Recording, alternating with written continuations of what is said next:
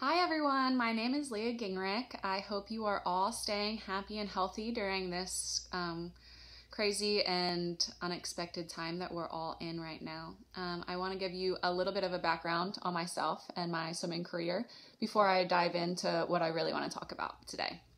So I started swimming when I was 4 years old and I swam all throughout college. In 2012, I graduated college and I had to make the really difficult decision on whether or not I wanted to continue training through Olympic trials that summer. And it was a really difficult decision for me because it's something that I had always trained for. And my goal ever since I was 4 years old was to make an Olympic team. So I had to make that really tough decision. And it was difficult because I wasn't enjoying swimming anymore. I was struggling mentally, physically. I just was kind of over it and burnt out, as you can expect from being in one sport for that long. Since I was 4, that's a really long time. And so I decided to not swim because my coach growing up and my parents growing up always told me, if you're not having fun, then it's not worth it. You need to be having fun while you're doing it, and you swim your fastest when you're having fun. So I made a decision to stop swimming. And I tried to get as far away from the pool as I possibly could. And I just wanted to get away. And I didn't have great feelings towards the sport of swimming anymore, which was really unfortunate for all the time that I put into it. And then unexpectedly, 2 years ago, I decided to get back into the water to just kind of get back into shape. Because I had gone 6 years without touching the pool and without really working out regularly. And so I was just getting back in the water to kind of get back into shape, and I found that I fell in love with the sport again, and I was getting faster a lot quicker than I thought I was going to. I think it was kind of unexpected for how quickly I got back into things once I got in the water, especially for me. I was not planning on getting as fast as I have, with 6 years off and just being a little bit older now. And so 6 years of not working out, I get back in the water, and in 5 short months, I was going best times. And I think that is just a really cool thing. And, not many people would think that after taking time off, you can get back into it that quickly and to be going best times that I hadn't gone in 10 years.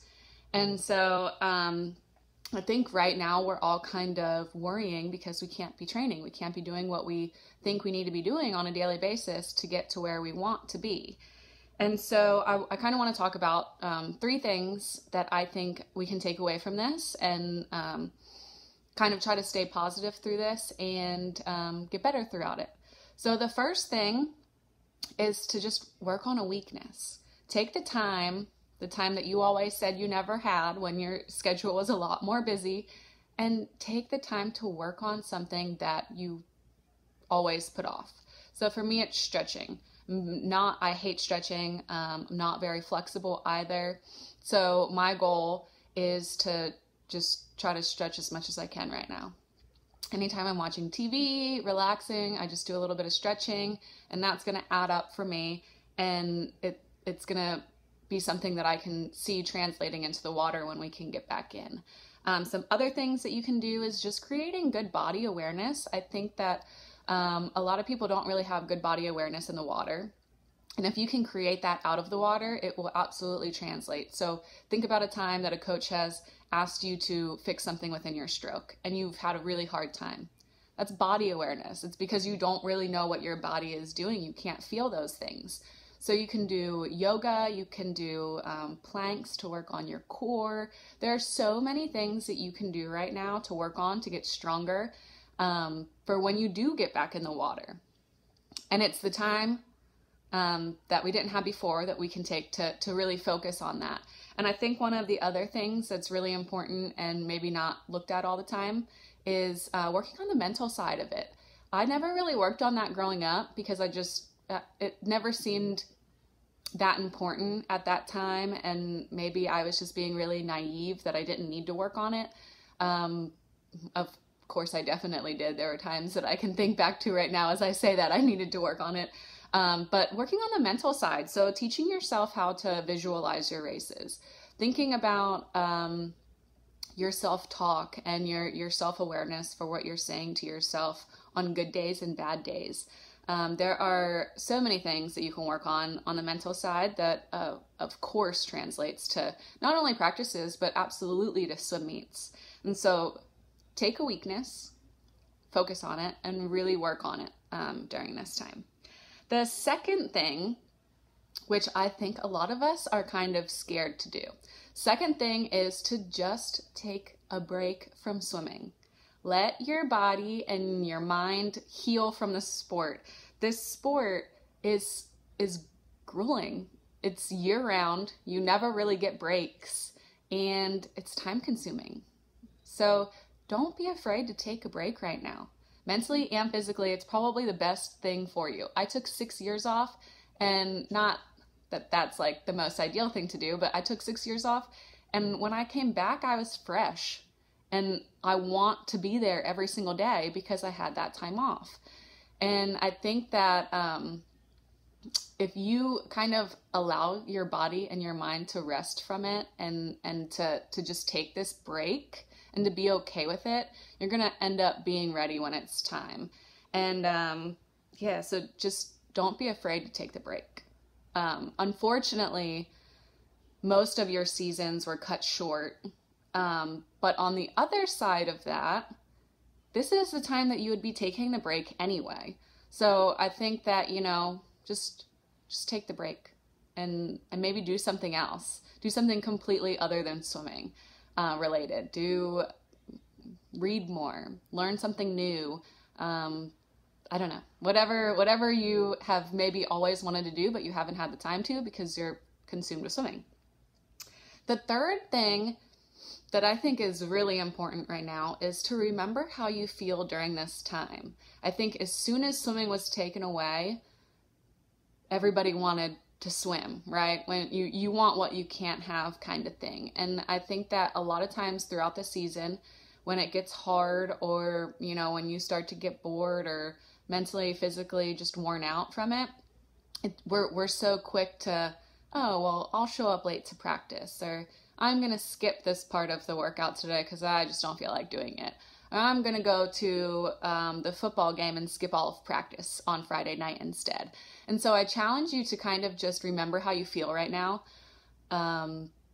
and be a little bit more grateful for swimming when you can have it back.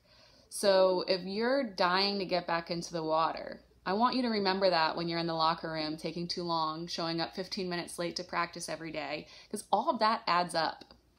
It adds up a lot.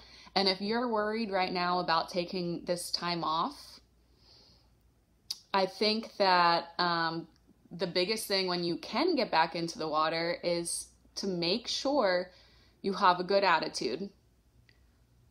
You're showing up every day and you're giving a good effort. And you're being consistent. If you're not doing those 3 things, then it might be tough getting back into it. But if you can do those 3 things, have a positive attitude, show up and work hard, and be consistent every single day, it's not going to take you long to get back into it, to get back into shape, and I think you would surprise yourself. But those things are important. And I think that if you can take this time right now and remember how much you miss everything about the sport, then it's going to be easy when you can swim again, because you're going to want to be there every day.